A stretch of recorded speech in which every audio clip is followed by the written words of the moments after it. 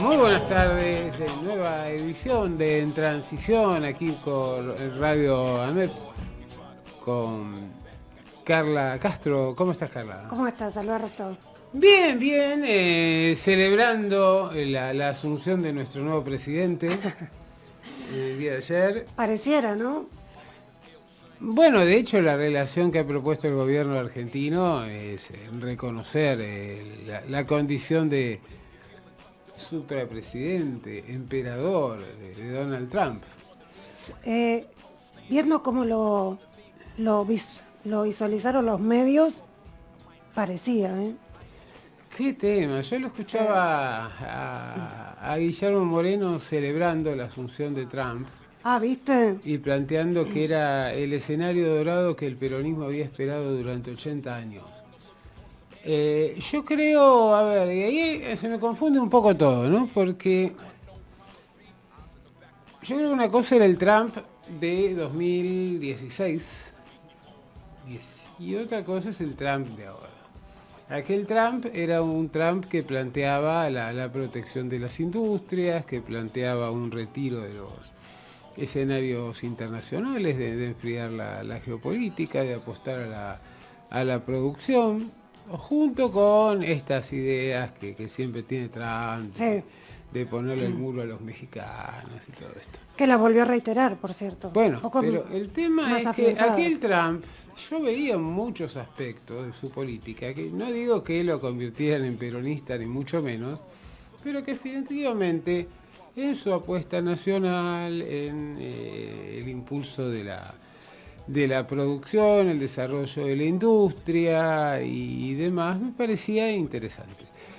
Ahora, veo este Trump y lo veo rodeado de estos personajes que son los mega millonarios del mundo, Sí. que van a tener carteras o influencia directa sobre su gobierno, y veo sus declaraciones respecto de las cuestiones de género y de diversidad, y veo el Un intento atraso. de cambiarle el nombre al Golfo de México, y veo un Trump distinto. Entonces, aquel Trump yo podía encontrar algunos puntos de encuentro con el peronismo. Este Trump me resulta mucho más complicado.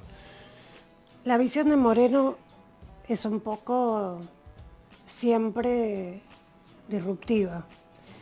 Pero me parece que, como en otras posiciones que tiene sobre el peronismo, que él considera su idea del peronismo única, acá se equivocó un poco. Mira, yo no sé si lo dice porque lo pienso para llamar la atención. Puede ser también. Como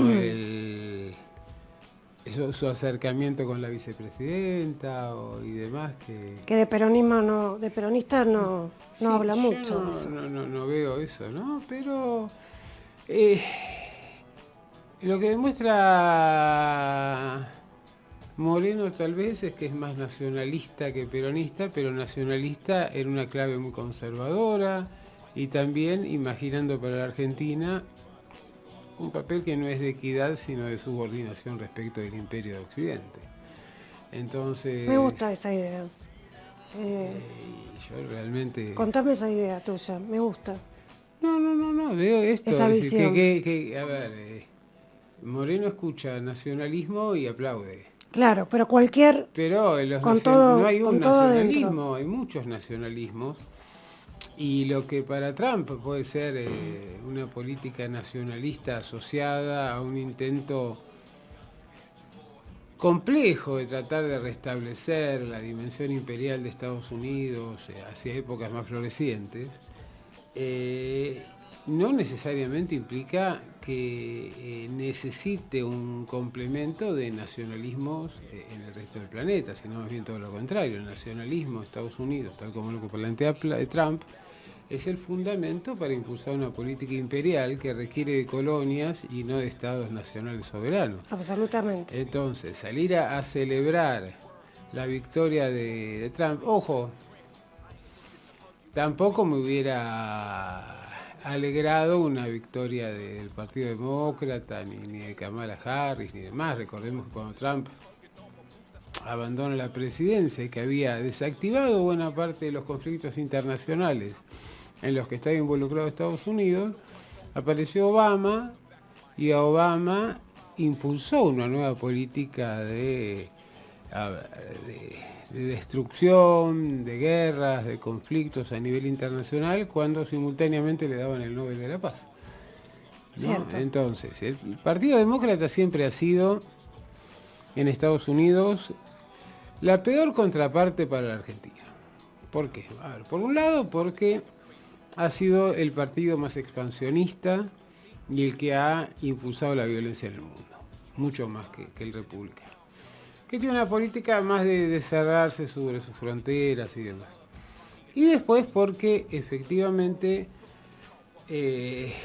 amplios sectores de las bases sociales que siguen al Partido Demócrata pertenecen al oeste, que es competidor de las exportaciones argentinas en el plano internacional. Por eso siempre había que esperar decisiones o políticas que afectaran el comercio exterior argentino, y evidentemente, digamos, si bien había un discurso pro derechos y demás, en la práctica esto contrastaba con la violencia de su política exterior y también con el hecho de que efectivamente sus políticas iban en contra de los intereses de buena parte de las economías primarias o menos desarrolladas industrialmente.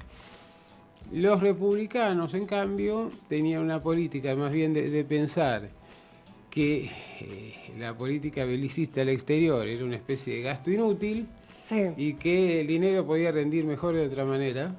Y además, como no tenían una vinculación directa con estos sectores agroexportadores de Estados Unidos, tampoco molestaban mucho en lo que tenía que ver con permitir un incremento del comercio de los países primarios exportadores.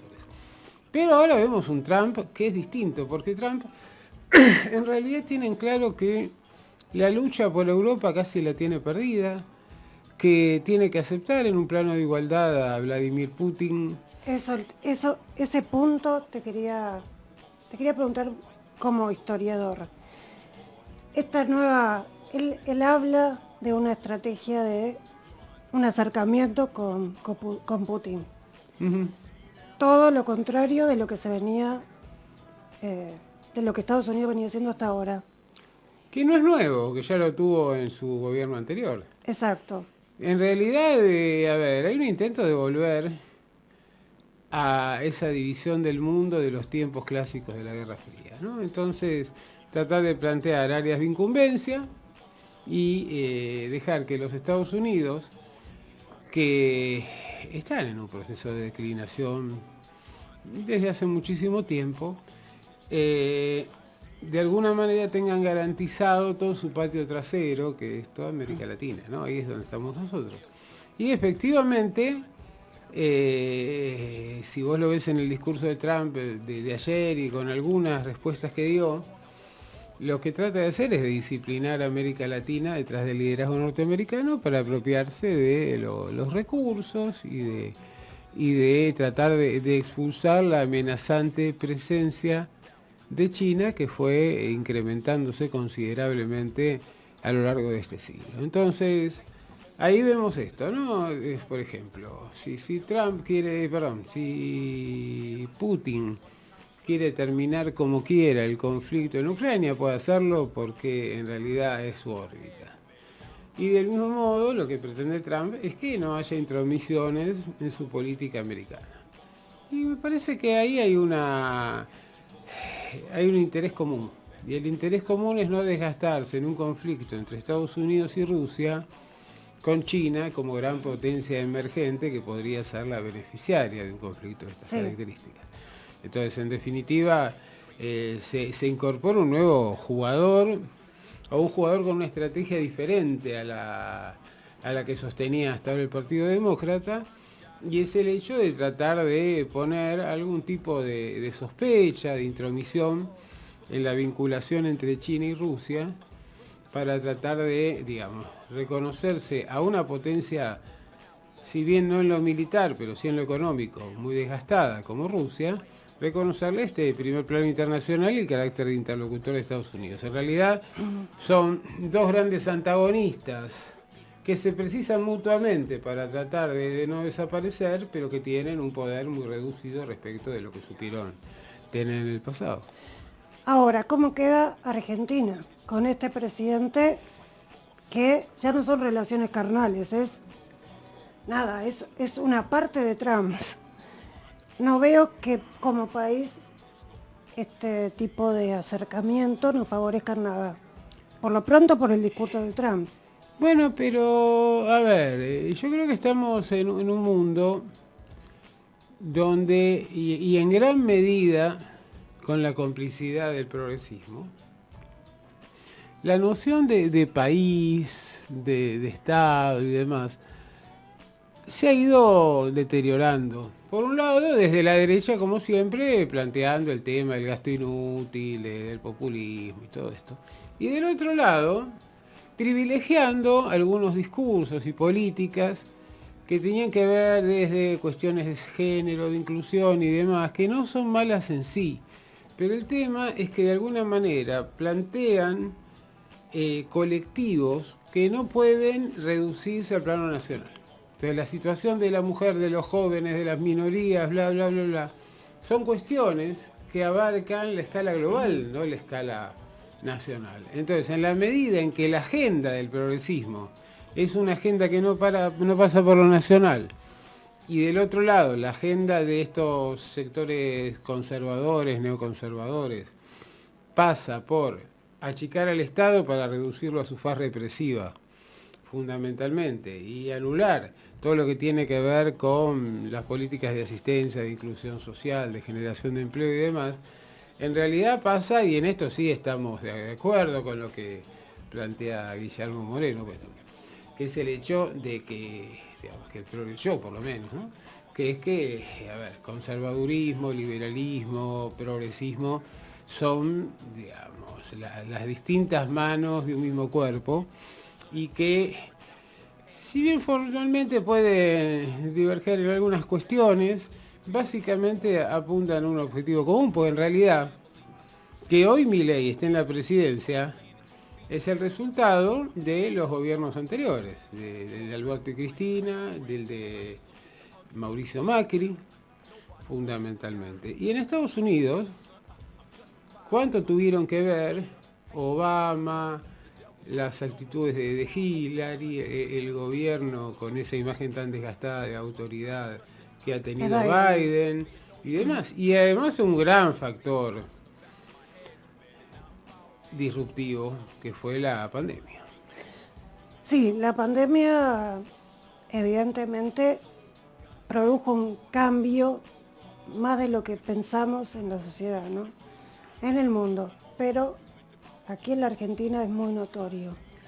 Yo creo que es notorio en todas partes, porque de hecho marcó los límites de la acción estatal, marcó también, digamos, caer en cuenta que en cualquier momento se podía desplomar la situación de cualquiera, que la economía podía apagarse, que en realidad generó desesperación respecto del futuro, aisló a las personas y de alguna manera mediatizó los vínculos y las relaciones personales. El aspecto psicológico que después quedó. Sí, temas de pánico, de aislamiento, de temor a afuera y demás, que potenciaron otras cosas, como el tema del temor o el pánico respecto de la violencia, porque los indicadores de violencia no son mayores, pero sí la manera en que lo procesa la sociedad. Entonces, ahí me está... Ah, sí, te entendí, lo tengo a Claudio ahí con su lenguaje de señas, que me está indicando que ya tendríamos que ir a... Sí, después vamos a seguir hablando, pero ahora vamos a hacer una breve pausa y vamos con nuestro invitado del día de hoy.